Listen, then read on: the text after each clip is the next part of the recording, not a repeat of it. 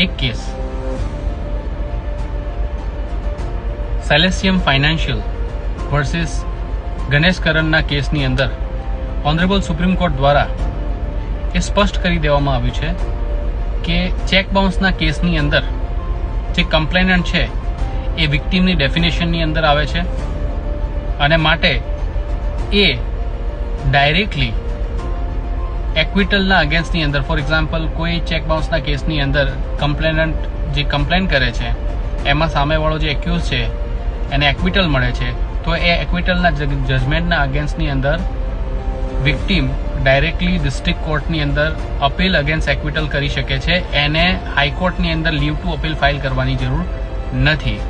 એ વસ્તુ સ્પષ્ટ કરી દીધું છે. અત્યાર સુધી આપણે અગેન્સ્ટ ઓર્ડર ઓફ એક્વિટલ આપણે ગુજરાત હાઈકોર્ટની અંદર એક્વિટલ અપીલ ફાઇલ કરતા હતા, લીવ ટુ અપીલ ફાઇલ કરી અને પછી અપીલ જે એક્વિટલ અપીલ છે એ એડમિટ થતી હતી. પરંતુ હવે એ આ સ્પષ્ટતા બાદ કોઈ પણ વ્યક્તિ જે છે કમ્પ્લેનન્ટ એ ડાયરેક્ટલી ડિસ્ટ્રિક્ટ કોર્ટની અંદર પણ અપીલ અગેન્સ્ટ એક્વિટલ કરી શકે છે. તો આ વિડીયોને વધુ શેર કરો જેથી કરીને વધારે લોકો અવગત બને. જય હિન્દ, જય ભારત.